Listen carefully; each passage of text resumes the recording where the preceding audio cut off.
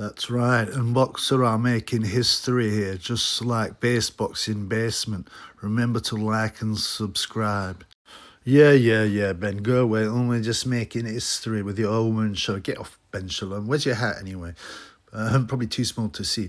Anyway, yeah, so I wasted my night. Well, I was working while I was watching it, but I watched the Ben Shalom show, and it was utterly whack. It was completely whack. Like most Shalom shows, he just hasn't got enough fighters. Like I said in my video, check him out when I go through his roster of 30 bums. Well, no, 28 bums. No, 27 bums, one partial bum who might make some money, Chris Eubank, one prospect, Azim, and one heavyweight, Martin Bakoli, who couldn't fight, and that's it. Anyway, so, it was terrible, man. Before I'd go on to Adam Azim, right, he's obviously a massive prospect, and the main reason anyone would come to see this show, he had loads of funds. Obviously, some funds came down from Slough, and they were super biased. It was somewhat embarrassing how biased they were. And what I mean by that is, like, they were so unchivalrous and whatever, booing Lipinets all the time and booing the referee whenever he told off Azim. Azim landed about 100 low shots, but I'll come on to that. Let me just talk about the pathetic undercard. There's a guy called Scott Forrest, yeah? And he got absolutely wasted, zapped. The Scott Forrest he's born in South Africa, but he must have moved to Scotland because he's got a Scottish accent quite young. I think his family were probably escaping South Africa because, they probably had a farm and they just wanted to get out because, the murder rate is insane now in South Africa. And if you're a white farmer, you're in big trouble. But yeah, Scott Forrest has this most amazingly muscular body. I ain't never seen a Scotsman with a body like that. So, but really, he's South African, right? And South Africans are, they're usually pretty tough. But it's Scott Forrest. I'd seen him before. I wasn't like massively impressed, right? And he was fighting this guy called Aurel Ignat, right? Who's from Moldova, but now fighting out of the UK. And he had eight wins, 7 by KO. I looked at his record and I was like, okay, he can punch, but I was like, only one guy he fought, Ranjit Singh, who KO'd in 2 rounds, actually had a winning record. Actually no, there's another guy who had 1 win and 1 draw, but he basically, he just knocked out bum after bum. But I thought, well, he can still bang. So I put £2.50 on him at 4.0. So, I got a tenner back. It was just for the lols, and I was just not impressed by Forrest, and like I say, he's from South Africa, but I don't know, man, maybe moving to Scotland sucked away his strength, because I don't know what it is about Scottish fighters, but they're mostly whack. I know you got your Scott Harrisons, your Jim Watts, your Josh Taylors, Gen Buchanans. Was Jimmy Wild Scottish? I don't know. Okay, he's a midget anyway, but on the whole, Scottish fighters they don't produce many good sportsmen. They just don't seem to have the genetics. I don't know, maybe it's something in the air, because Scott Forrest has became chinny and a bum. Now, he got banged out in the first round, 153, by the Moldovan guy, who actually was pretty good. I don't know who I do not know who did the matchmaking for that, right? But it was a poor decision, because as soon as I could see him start to throw shots, I thought, this guy's okay, man. He's got good timing, and he had a bit of power. He staggered the Forrest, and he got stopped. And of course, the biased commentary. Oh, we think we stopped it a bit early. He was all over the shop, Scott Forrest. It was a perfect stoppage. If it'd been the other way around, like Forrest stopping Ignat like that, they would have gone, oh, what a beautiful, brutal display of power by Scott Forrest. Now that was impressive. Yeah, and they'd probably go on about him making history or something, which is, the ridiculous cliche that you hear all the time. I'm so sick of that cliche, man. But that's actually was the only fight of any interest on the undercard. And then we had this guy, is it Michael Webster? Yeah, the sunbed queen, Michael Webster, right? Now he's been beaten twice by Solomon Dakers, including being stopped, right? So that's never a good sign. It's never a good sign. Solomon Dakers kind of got shown up by Adelaide. But But Michael Webster, yeah, he's got amazingly, this guy, the Sunbed Queen, he was on the British development team, the Great Britain development team. I don't know how he got on. He seemed fat, and he's fought Jamie Shikeva or TSK or whatever he's called. Both that were so fat. Mike Webster wasn't that fat, but just flabby, out of shape. If this was your first boxing show, right, that you ever seen in your life, you'd be like, I'm never watching boxing again. It's terrible. And why are they so out of shape? I remember when one of my girlfriends first watched boxing and she saw guys like that. She was like, why are these guys so fat and out of shape? And she's right. If you're a top pro athlete, yeah, the heavyweights don't have to, get under a weight limit, but still, man, that Jamie Shikeva, TSK, had breastises, sagging breastises. He had the kind of breastises that you find on a 50-year-old African woman in the bush that's never worn a bra. Them kind of breastises. And then we had Callum Simpson, Ben Shalom's prospect, fighting some African, yeah? He called himself the soldier. Yeah, really a strong African accent. I'm coming over to knock out Callum Simpson. And there was all these drummers and all that, just kind of leading him in, and they showed that, oh, what a character he is. Come on, man. They loved it. They loved that because that's a nod to diversity. Anyway, he came in. I'm going to look at Callum Simpson. And, he was terrible. I mean, he was so thick, this African dude, right? He's barely sentient. He probably has an IQ of like 55. Well, more like 52 now after the beating he got. Simpson, dominated, obviously. And you saw that wild, swinging African. The first round, I was like, oh, come on, man. I'm not even going to watch this blood. And he got down and just got on with my work, And sure enough, he stopped him. I think it was the fifth round. Like I said, I wasn't watching. I can't remember. Simpson, this is Callum Simpson's bout. Is only 3 weeks after his last fight. And these days, that's incredibly rare, especially for prospects, although he had one in only 2 rounds. But you know why it is? Because Shalom's got no fighters. Yeah, Callum, could you come and fight on me next bill? It's in 3 weeks because I've got no fighters, and, I need somebody, and, we can make history together, Anyway, the funny thing is, Ben Shalom, Callum Simpson, and Ben Whittaker, they're all part of the same team. Their eyes are too close together, all of them. I don't know if there's some kind of brotherhood between people with eyes that are too close together, but whatever, man. Anyway, then Big Mo came on. Big Mo, I quite like Big Mo. He's American. I mean, actually, he's answered questions to me, right? Whilst he was in a show, right? And he'd done his bit, his announcing. Then he was sitting, watching the fights. And I was when I had my Instagram, which I don't anymore, I was messaging him saying, Big Mo, yeah, what's up, man? You shaved your tash off. What you doing, man? You look wicked with a moustache. And he started answering me. And I thought, I give him respect for that. In the middle of a fight, the man was answering the Triple B. So I like Big Mo. I don't know why they always want American announcers, we used to have John McDonald, who was perfectly reasonable. Although he forgot Paul Smith's name and called him, and in the red corner, fighting in Liverpool, Paul. Because you couldn't remember his name. It's hilarious. Go and look at the clip. Anyway, amazingly, Big Mo. So Big Mo used to have this, what everyone now wants at her? They want a little catchphrase. The fight starts now, says David Greenblatt, a.k.a. Diamante. So Big Mo said, are you ready to raise your glasses and let's get wild? And that's, that went down like a lead balloon. Some a lot of places don't even let you have a drink in the arena. Like your call, you can't. You have to go to the bar. So that didn't work. So he's changed it. And amazingly, he's changed it. No joke. He's changed it to, are you ready to make history? I can't stand that cliche. It's so cringe. It gets used all the time. Oh, well, we're making history with the first women's show with only women boxers. My name's Ben Shalom, and I've got the charisma of a turnip, and I've got a very small hat. But yeah, I mean, and they always said we're making history here. Whatever, Eddie Hearn, they all said. I mean, everything could be making history, right?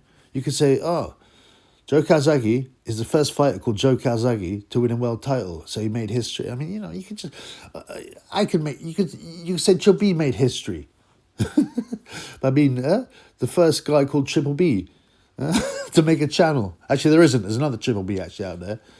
A black guy from America. I don't know what he talks about, but it's the it's the most cringy cliche making history. Anyway, on to the Azim fight. Now, the Azim fight, was interesting. Sergey Lipinets was a solid fighter, with a decent record. He's 35 now, but he arrived really late in the day. I don't know, just couple of days or something like that before the weigh-in. I mean, coming from California, what's the time difference? Like 9 hours or something, 10 hours or something crazy. How are you going to acclimatize? In his head. I mean, I guess what it would have been. What time did he fight? Let's say 10 o'clock. It would have been like 1 p.m. I suppose it's not too bad, but it would have messed up with his sleep. And I thought, he's coming for the payday, but no, he wasn't actually. He came to win. So I give him that. And he's got his hands are real high. He was coming forward all the time with his chin really down. I thought, okay. So the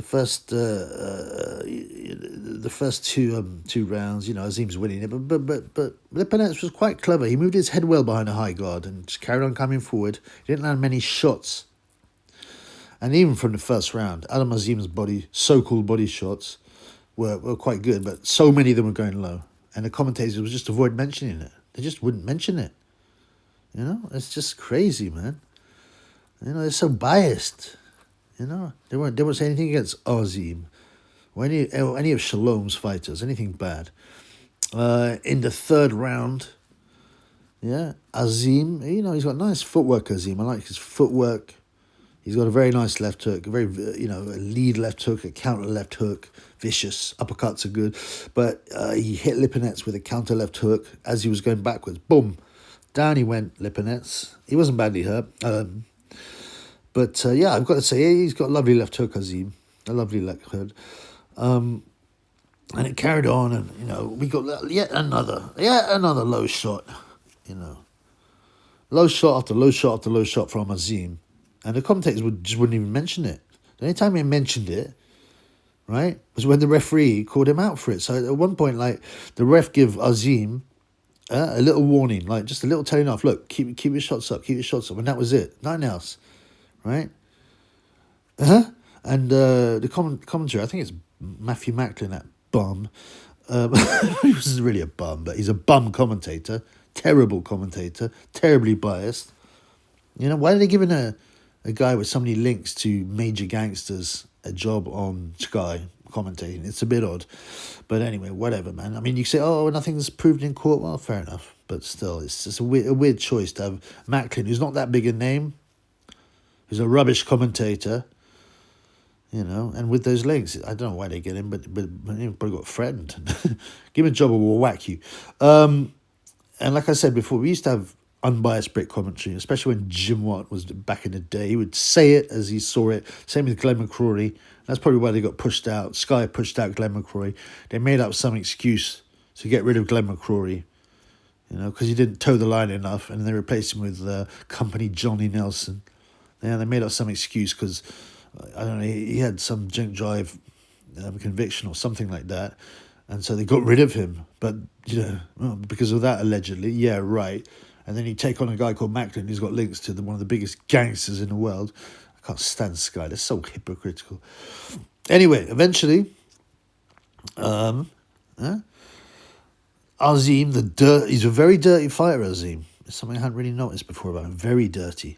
And he kept on hitting low again and again and again. And the commentary kept on saying, that was borderline. It's clearly low blows. Eventually, the ref pulled him up on it, Azim. And the commentary goes, the refs called it low. Well, it was low. He didn't call it low. It was low. And they took a point away. He took a point away, and the crowd booed it. That's okay. I mean, most of the crowd almost all the tickets that they sold would have been seen Azim. So, I mean, none of the other fighters are near local. Slough's not far from Greenwich or wherever it was. I once worked in Slough. It's a dive, man. So I bet all them Azim's supporters were happy to get out of Slough. Anyway, so you got a point taken away. And again, it carried on the nonsense. The company boy Nelson, yeah, said, oh, in between rounds, Adam's showing great boxing discipline. What do you mean he's showing great boxing discipline? Hitting someone low again and again and again is not showing boxing discipline. It's quite the opposite, indiscipline. And he kept on calling them borderline. They're borderline shots, and they're like bang in the, right below the belt. And the commentary, Matt Matling continued his terrible commentary. He's even worse than Barker. Darren Barker's actually got a bit better because he watches the Triple B show. And I'll tell you how you know, right? Because all he used to say, you notice he stopped it. All Darren Barker used to say was, oh, lovely left hook. Oh, lovely left jab. That's a lovely left jab. I pulled him up on it so many times, right? And now he uses it's not my expression. It was originally Nazim Ahmed's expression. Power, speed, accuracy. But, I use that all the time, obviously, because it was one of my favourite interview of Naz's. So, and it's important, accuracy in boxing. And so now, every time you see, what's his face, any of these commentators, especially Barker, they'll be talking about the accuracy of the shots and the speed and the power. He's obviously a Triple B fan, Matt Macklin. Hi, Matt. I mean, not Matt, Darren Barker. Hello, Darren. I hope you're listening. Yeah, you're a bum. You're a bum commentator, but you got better thanks to listening to the Triple B show. Thankfully, you've been taking over. Macklin's even worse than you are. And the Macklin's, right? This is halfway through the fifth round, right? Not even 1 minute 30 of the fifth round, okay? Of a 12-rounder. And he goes, no, we're at the midway point now. What do you mean you're at the midway point? Yeah? Even if it was a 10-rounder, you wouldn't quite be at the midway point. You still have 1 minute 30 to go to the midway point. But so, yeah, you had 1.5 rounds left to hit the midway point. What was wrong with this guy, man? He's probably punch drunk or on too much yayo. And really, he carried on hitting low, and the ref should be warning him about DQ, about being a DQ because again and again he's hitting the low shots. At ringside, there was Amir Khan and Sean Porter. They were together, and they were acting all fruity. That Sean Porter's as fruity as anything, man. And we know that Amir likes Transformers, so who knows what's going on, man? Who knows what's going on? Some sickness, Amir, whacking off on Skype and whacking off to a Transformer and saying that he'd leave his wife for a Transformer. It's funny how people forget all this. But back to Azim. Yeah, he's a lovely boxer. I like the way his footwork is very good. He does that thing, like I said many times, when you take half a step back and then boom, counter them. You take just that half a step back so the other guy's shots are out of range and then boom, you counter them. That's how you tell a really good boxer, when they do that, man. I was once told by this old boy, he goes, boxing ain't that difficult. Look, he sat there, I had like 2 amateur fights or something. He sat there, he goes, look, watch this. I never listened to him. I didn't listen to him. I just wanted to have a row. But now I realise he was talking some truth, and he says, look at this. And he moved back 6 inches, and he moved forward 6 inches. He goes, that's what boxing's about. And I was like, okay. I knew what I knew what he meant, but I never listened to him properly. And it's true, and he just moved out. When you see a guy start to throw a shot, move 6 inches back, 1 minute or miss, and then bop, you hit him back in the face. I mean, that simplifies thing, but let me tell you, when you see good boxers do that all the time.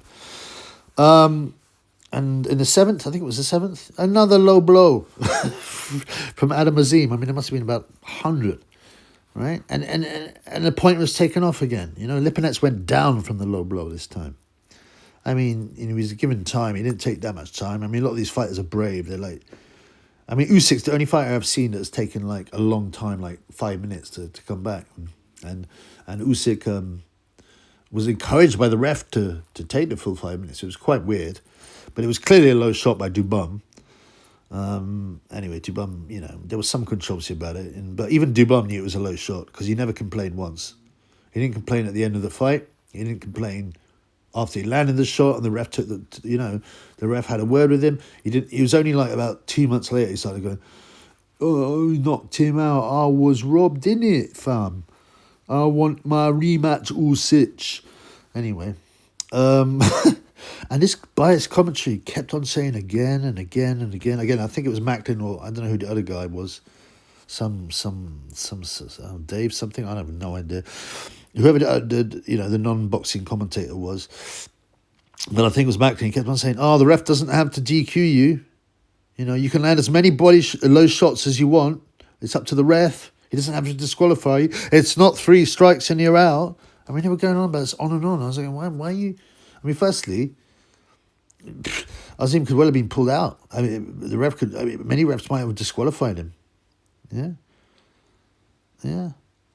And the crowd booed him, Lipinets, and they're booing the ref, sorry, for taking the point off. And then in the 8th round, Lipinets decided, I've had enough with this, and he landed his own lowest shot, and the crowd started, and he just got a little talking to, a little hand wiggle, but the crowd started booing Lipinets, and I was like, well, you guys have just watched your boy smash low shots in again and again, and you booed a ref for telling him off, and then this guy lands 1 shot, and you're booing him now. It's ridiculous. But Lipinets was getting bashed up, but he would land 1 or 2, And Azim has lovely uppercuts and lovely left hook. And the uppercut is the best shot against a guy who holds his gloves high, because you go in between the gloves, crack. You know what I'm saying? And Azim did that, and it was some lovely boxing. I will give that to Azim, even though he's a dirty fighter, a real dirty fighter. It's not just the low shots. If you notice, in close, he's always pushing his elbow and his forearm in the other guy's face to push him off. That's actually illegal. He didn't get he didn't get told off by the ref, and the commentary never mentioned it, obviously. But Lipinets was getting bashed up, bleeding a bit. In the 8th round, I wrote down in my notes, I look at my notes, and I said, Lipinets is bleeding. We will probably get a British stoppage. An early stoppage. Sure enough, in the 9th round, the British stoppage happened. I mean, yeah, he was getting beaten up, Lipinets.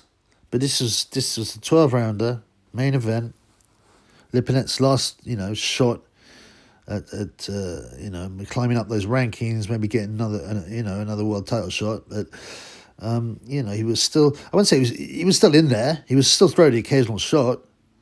Yeah, he was getting beaten up, but the Americans would hate that stoppage. They would say that was super early. Then, of course, the biased commentary said, that was a perfect stoppage. Not only that. They went as far as to say, we think that his corner should have pulled him out a round or 2 earlier. What? He was never badly hurt. He was just getting beaten up slowly. Yeah. And the main problem is tomorrow, Sergey Lipinets, his balls are going to be like watermelons. And he's going to face like Freddy Krueger all reddened up. Because he did take a bit of a hiding, but, the part of his body that took the worst hiding are his balls, for crying out loud. And, he was tough, but he got battered. He probably got a bit worn down by the constant low blows, as well as a legitimate uppercuts and left hooks. And it was odd. Lipinets looked really small. Huh? Really, really small. Yeah, he looked really small against Azim. He looked a weight division or 2 above him. Because he's taller, but also he was solid. He didn't even have skinny legs, Azim. And they kept on going on. The biased commentary kept on going, he's moved down from his from a weight, so he should be much stronger. He's back to his. And I'm like, well, he fought Ennis at 147, welterweight, and he got bashed up. But he had 1, 2, 3, 4, 5, only 5 fights at welterweight, and he moved down from welterweight, back down to light welter, which is his natural weight, in 2022. It wasn't like he suddenly, dropped away. His last 3 fights were at light welter, including 2 wins, one against Robbie Davis Jr. So what do we say? What do we say about? Well, the show was terrible. Imagine paying for that. The only reason you'd pay for that if you were a real big Adam Azim fan, or you were one of his pals or something, because, the undercard was rubbish. There was, like I said, the only good fight is interesting was the Scott Forrest one. He's the Moldovan, but you know, no one knew that. No one knew anything about this Moldovan. It just happened. They expected the Moldovan to win against, Scott Forrest to win against the Moldovan, but it didn't happen. That was the only good fight on the undercard. We had two fatties, one with massive sagging breastises. You had Cal Bum Simpson fighting your man. I'm an African warrior. I'm a soldier. I'm soldier. I will knock out Cal Simpson. Yeah, right. You bum. You know. But Azim did look quality. I'll give him that. I will give him that. He looked quality. You know what I'm saying? Yeah, so at the end of the fight, yeah, what I think, yeah, Azim's brother, I think his name is Hassan. Yeah, Hassan Azim. He beat, he's unbeaten 7-0. He beat a guy, Jensen Irving, with a 4-win, 19 losses and 2-draw record in a 4-rounder. He's an utter bum. He got KO'd viciously in the amateurs. Utter bum might be a bit harsh, but I prefer it to, I compare it to, like, remember, what's his name? Amir Khan. He had a brother called Harun Khan, a.k.a. Harry Khan. And apparently he used to just like to get his drink on. He stopped boxing really early because he was whack. You know, he just lived off the Khan name, but he was never going to get anywhere. He did the right thing, retired. Hassan Azim, I don't know, which camera do I have to look at to tell Hassan Azim that he needs to stop boxing? Because this is not his thing. But it is a damn thing. It is a damn thing. It is a damn thing. Or Adam. And afterwards, in the interview, he came up with a really aggressive, in-your-face Allen's snack bar. You know what I'm talking about. I always find it really quite... It's such aggressive. It's such an aggressive outpouring. Allen's snack bar. It's always... It happens now with every Muslim fighter. They're pushing it a lot. Whatever, they can, but it does come across like, ooh. That's what they say before they go to war and stuff. Anyway, I'm not going to get into that. This is a boxing channel, not a religious or political channel. But yeah, like I said, Company Nelson afterwards was complaining, oh, they should have pulled him out. They should have pulled him out because he was getting such a battering. Well, Lipinets was getting beaten up, but he was still in the fight. He was still landing the occasional shot, and he's a world-class fighter. I've seen far, far worse, in the UK rings, and before fighters get pulled out, And don't talk to me about Jorge Castro, John David Jackson. If you know about that fight, you know. That to be honest, was crazy, and I can't believe. I remember watching it. And I was thinking, I think I watched it live. It was on the undercard of something, and I was like, man, this is just cruel. And then Castro, boom, hits Jackson, and Jackson's all over the shop and ends up stopping him. One of the most amazing turnarounds. I'm going to do a video on it at some point. Anyway, ultimately, Azim looks good. He's a dirty fighter, though. Very, very dirty fighter. Low blows, elbows, forearms. But yeah, we'll see how far he got. We still got to see if he can take a shot, and that if he can take a shot, then he's a world-class prospect. Well, you could say he's a world-class prospect already, really. But Lipinets is kind of shot, and as I said, very, very jet-lagged. But good performance anyway by Azim, barring the them low shots have got to take something out of someone. It's unfair. One guy's allowed to hit the other guy in the nuts. Okay, you got a couple of points taken off, but, he could have been DQ'd. It's going to drain a man's resistance. And also, you'd be scared. You'd be like, oh, he's going to hit me in the nuts again. I'm a bit nervous now. That would get the guy's arms down. They'll get the high guard down if you keep on battering someone in the balls. Anyway, peace in the Middle East, guys. I got to go to sleep. I got big videos to do.